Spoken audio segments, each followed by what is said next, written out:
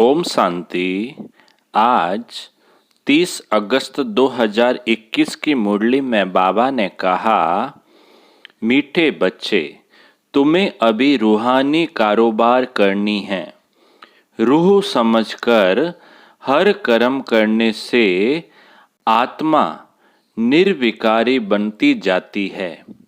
आज की मुरली का प्रश्न है, स्वर्ग का वर्षा लेने और स्वर्ग में उच्च पद पाने का आधार क्या है? उत्तर है, ब्रह्मा कुमार कुमारी बने तो स्वर्ग का वर्षा मिल जाएगा, परंतु ऊंच पद का आधार है पढ़ाई। अगर बाप का बनकर अच्छी रीति पढ़ाई पढ़ते रहे, पूरा पवित्र बने तो राजाई पद मिलता है। कोई पूरा पढ़ते नहीं, कर्म बंधन है, पूरा पवित्र नहीं बने और शरीर छूट गया तो प्रजा में भी साधारण पद पा लेंगे। अब सुनते हैं मुरली विस्तार से। ओम शांति। रूहानी बच्चों को रूहानी बाप समझा रहे हैं। यहाँ रूहानी कारोबार है, बाकी सारी दुनिया में जिस्मानी कारोबार है। वास्तव में कारोबार चलती है रूहों की। आत्मा ही इस शरीर द्वारा पढ़ती है, चलती है, विकर्म करती है। इसलिए पतित आत्मा, पाप आत्मा कहा जाता है। आत्मा ही सब कुछ करती है। इस समय सब मनुष्य देह अभिमानी हैं। मैं आत्मा हूँ समझने के बदले समझते हैं मैं फलाना हूँ, यह व्यापार करता हूँ, यह फलाने कामी क्रोधी है, शरीर का ही नाम लेते हैं। इसको कहा जाता है देह अभिमानी दुनिया, उतरती कला की दुनिया। सत्युग में ऐसे नहीं होता, वहाँ देही अभिमानी होते हैं। तुमको देही अभिमानी बनाया जाता है। अपने को आत्मा निश्चय करो। मैं आत्मा यह शरीर रूपी चोला धारण कर पार्ट बजाती हूँ। वह एक्टर्स भी भिन्न भिन्न कपड़ा बदली कर पार्ट बजाते हैं। बाप कहते हैं, तुम आत्माएं पहले शांति धाम में थी, तुम्हारा घर है शांति धाम। जैसे वह हद का नाटक होता है, यह फिर है बेहद का नाटक। सभी आत्माएं परम धाम से आकर शरीर धारण कर पार्ट बजाती है। आत्माओं का असुल घर है परम धाम। उन एक्टर्स का तो घर यहाँ ही होता है, सिर्फ ड्रेस बदली कर आकर पार्ट बजाते हैं। तो बाप बैठ समझाते हैं, तुम आत्माएं हो। बाप तो बच्चे बच्चे ही कहेंगे, सन्यासी बच्चे बच्चे नहीं कहेंगे। बाप कहते हैं, मैं पतित पावन तुम सभी आत्माओं का बाप हूँ, जिसको तुम गॉड फादर कहते हो। गॉड फादर तो निराकार है। ब्रह्मा, विष्णु, शंकर को भी गॉड फादर नहीं कहेंगे। उनमें भी आत्मा है, परंतु उनको कहते हैं ब्रह्मा देवता नमः, विष्णु देवता नमः। देवताएं क्या करते हैं यह किसको पता नहीं है। बाप ही आकर समझाते हैं, तुम कैसे ड्रामा प्लान अनुसार पार्ट बजाते हो। दुनिया एक ही है, ऐसे नहीं कोई नीचे पाताल व ऊपर में दुनिया है। दुनिया एक ही है जिसका चक्र फिरता रहता है। लोग तो कह देते हैं मून में प्लाट लेंगे।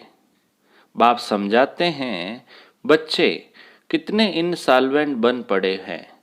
भारतवासियों के लिए ही कहते हैं, तुम कितने साहूकार समझदार थे। इन लक्ष्मी नारायण का सारे विश्व पर राज्य था, जिसको कोई लूट न सके। वहाँ कोई पार्टीशन आदि नहीं होती। यहाँ तो कितनी पार्टीशन है, आपस में टुकड़े टुकड़े पर लड़ते रहते हैं। तुम सारे विश्व के मालिक थे। सारा आकाश, पृथ्वी, समुद्र सब तुम्हारा था, तुम उनके मालिक थे। अब तो टुकड़े टुकड़े हो गए हैं, यह किसको पता नहीं है। भारत ही विश्व का मालिक था। बाप समझाते हैं, आत्मा को जो पाठ मिला हुआ है वह कभी घिसता नहीं, चलता ही रहता है। अभी तुम फिर से मनुष्य से देवता बन रहे हो। आत्मा तो अमर है ना, वो तो एक चोला लेकर दूसरा लेती है, बदला अदला बदली करती रहती है। फिर 84 जन्म लेंगे। तुम्हारा पाठ चलता ही रहता है, कभी बंद नहीं होता। कोई मोक्ष आदि पाते नहीं। जितने अनेक गुरु अनेक शास्त्र उतनी अनेक मतें होती है।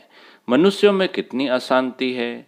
जहाँ भी जाओ कहेंगे मन को शांति कैसे मिले। यह देह अभिमान में आकर कहते हैं। बाप समझाते हैं मन और बुद्धि यह है आत्मा के आर्गन्स, बाकी यह सब शरीर की इंद्रियां हैं। आत्मा कहती है मेरे मन को शांति कैसे मिले। वास्तव में यह कहना गलत है। तुम आत्मा हो, तुम्हारा स्वधर्म ही शांत है। तुम ऐसे कहो मुझ आत्मा को शांति कैसे मिलेगी, इसमें कर्म तो करना ही है। यह बातें बाप ही बैठ समझाते हैं। दुनिया में यह ज्ञान किसको नहीं, वहाँ है भक्ति मार्ग। उनको ज्ञान का पता नहीं, उनको ज्ञान का पता नहीं है। ज्ञान तो एक बाप ही देते हैं। बाप खुद कहते हैं मैं कल्प कल्प कल्प के संगम युग पर आता हूँ। कलयुग के अंत में सभी पतित है। यह है रावण राज्य। रावण को जलाते भी भारतवासी ही है। बाप पतित पावन का जन्म भी यहाँ है, तो रावण का जन्म भी यहाँ है। रावण जो सबको पतित बनाते हैं, इसलिए उनको जलाते हैं। यह बातें किसकी बुद्धि में नहीं है। अब भारत में कृष्ण जयंती मनाते हैं। आज कृष्ण जयंती है ना, तो कृष्ण की लीला भजन आदि करते हैं। आज जगह जगह कृष्ण लीला हो रही है, भजन हो रहे हैं। अब बाप कहते हैं वास्तव में कृष्ण लीला कुछ है ही नहीं। कृष्ण ने क्या किया? कहते हैं कंसपुरी में जन्म लिया। अब कंस तो डेविल को कहा जाता है। सतयुग में डेविल कहाँ से आए? तुम जानते हो कृष्ण की आत्मा जो सतयुग में थी, वह अपने 84 जन्म भोग इस समय पति से पावन बन रही है, अपना पद फिर से ले रही है। वैसे ही तुम कृष्णपुरी में रहने वाले थे, 84 जन्म ले अब फिर अपना पद ले रहे हो। जयंती मनानी है वास्तव में शिव बाबा की, जो शिव बाबा सबको हेल से हेवन में ले जाते हैं। उनकी कोई लीला है नहीं। कहते हैं कि हे पतित पावन बाबा, आओ आकर हमको हेल से हेवन में ले जाओ। आप हमारे बाप हो तो हम स्वर्ग में होने चाहिए। हम विशेष दुनिया में क्यों हैं, इसलिए बुलाते हैं हे गॉड फादर, हमको इस दुख की दुनिया से क्या करो, लिबरेट करो। यह भी ड्रामा में नूंद है। बाप कहते हैं इस ड्रामा को कोई जानते नहीं। शास्त्रों में ड्रामा की आयु लंबी लिख दी है। नई दुनिया को पुरानी बनना ही है। सतो रजो तमो में आना ही है। यह है बेहद की बात। अभी तुम विश्व के मालिक बन रहे हो। भारतवासी जो नई दुनिया में थे, वही 84 जन्मों का पाठ बजाएंगे। अभी तुम पवित्र बनते हो, बाकी सब मनुष्य पतित है। तब तो पावन के आगे जाकर नमन करते हैं। पावन को पावन नमन क्यों करेंगे? सन्यासी पावन हैं, तब तो पतित मनुष्य उनके आगे माथा झुकाते हैं। कन्या पवित्र है तो सब उनके आगे सिर झुकाते हैं। वही कन्या शादी कर ससुर घर जाएगी तो माथा टेकना पड़ता है।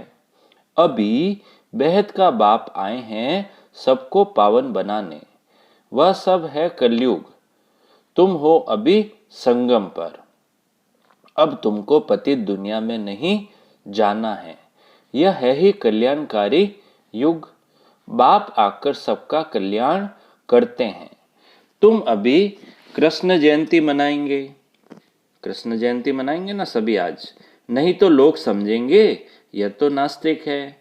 नास्तिक वास्तव में उनको कहा जाता है जो अपने बाप को और रचना के आदि मध्य अंत को नहीं जानते हैं।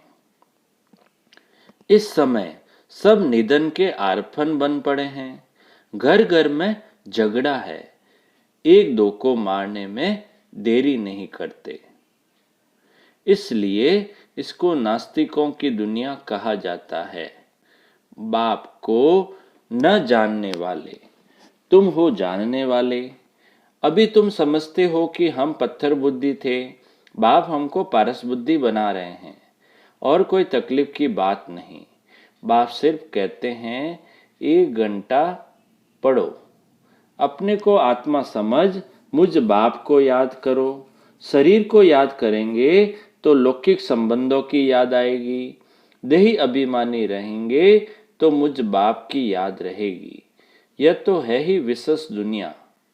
विषय सागर में गोते खाते रहते हैं, विष्णु को क्षीर सागर में दिखाते हैं।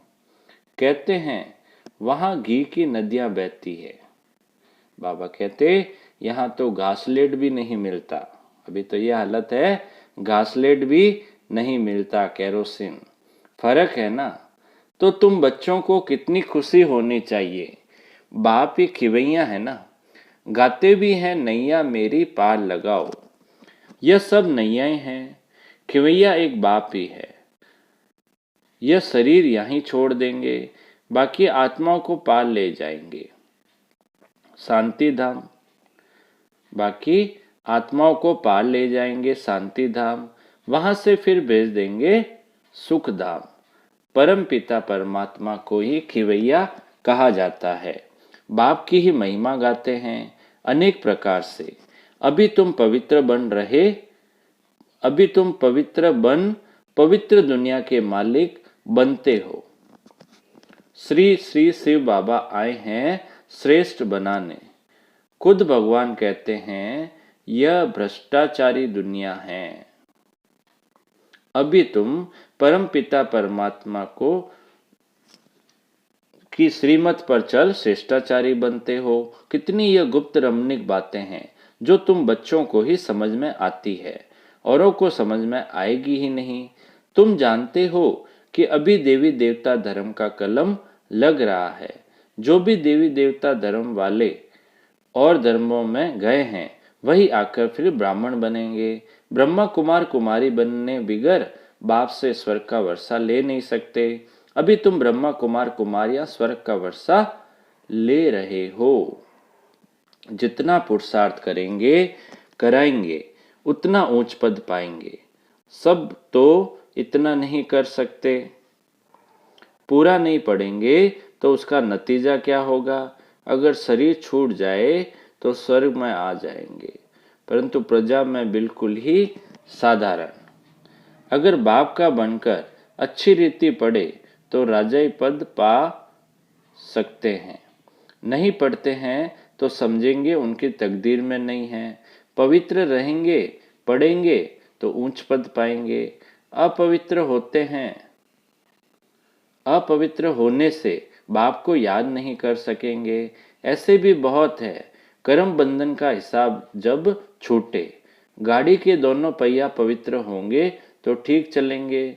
दोनों पवित्र रहेंगे तो ज्ञान चिता पर बैठ जाएंगे, नहीं तो खिटपिट होती है। कई बच्चे कहते हैं कि बाबा हम तो जानते हैं श्री कृष्ण सतयुग का पहला प्रिंस है, तो क्यों नहीं कुछ मनाएं। अच्छा, हम कृष्ण की आत्मा को बुला भी सकते हैं, आकर खेल पाल करेगी, रास करेगी और क्या करेगी।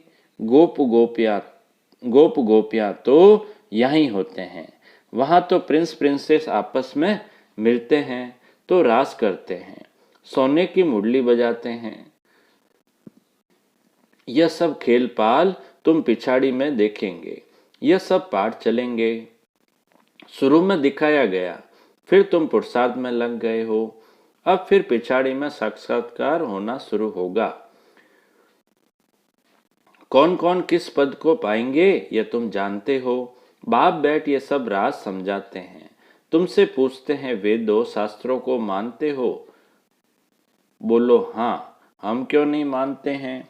यह सब भक्ति मार्ग की सामग्री है, इसमें कोई ज्ञान नहीं है। ज्ञान देने वाला तो एक है। ज्ञान मिलता है तो भक्ति आपे छूट जाती है।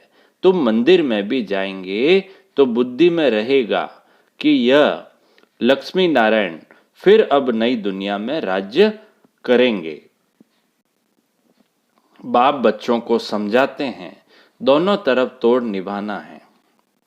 ग्रस्त व्यवहार में रहते पवित्र बनना है। श्रीमत कहती है, पूरे पवित्र बनो, पूरा वैष्णव बनो और विष्णुपुरी का राज्य लो।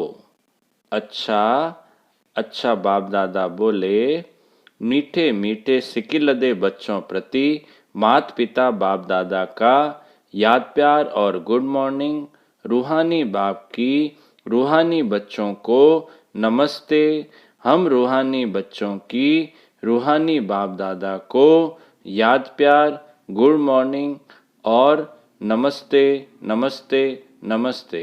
सदा रहेंगे हंसते हंसते, बन जाएंगे फरिश्ते। वाह बाबा वाह, वाह मेरा भाग्य। अब पूरी मुरली में से जो धारणा के लिए मुख्य 2 पॉइंट्स है। पहला है, योग द्वारा कर्म बंधन का हिसाब किताब चुकतू कर पावन बनना है। ज्ञान चिता पर बैठना है, पूरा पूरा वैष्णव अर्थात पवित्र बनना है। दूसरा, अपने शांत स्वधर्म में स्थित रहना है। सबको शांति धाम की याद दिलानी है, कभी भी अशांत नहीं होना है। अब मीठे बाबा का मीठा मधुर वरदान है। नॉलेज द्वारा रावण के बहुरूपों को जानकर उसकी अट्रैक्शन से मुक्त रहने वाले हिम्मतवान भव। नॉलेज द्वारा रावण के बहुरूपों को जानकर उसकी अट्रैक्शन से मुक्त रहने वाले हिम्मतवान भव। विस्तार है, जो बच्चे नॉलेज द्वारा रावण के बहुरूपों को अच्छी तरह से जान गए हैं, उनके आगे वह नजदीक भी नहीं आ सकता। चाहे सोने का चाहे हीरे का रूप धारण करें, लेकिन उसकी अट्रैक्शन में नहीं आएंगे।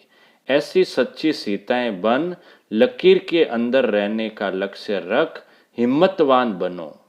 फिर यह रावण की बहु सेना वार करने के बजाय आपकी सहयोगी बन जाएगी। प्रकृति के 5 तत्व और 5 विकार ट्रांसफर होकर आपकी सेवा के लिए आएंगे। आज की मुरली का स्लोगन, सेवाओं में सफलता प्राप्त करना है तो निर्माण चित्त की विशेषता को धारण करो। सेवाओं में सफलता प्राप्त करना है तो निर्माण चित्त की विशेषता को धारण करो। अच्छा, ओम शांति।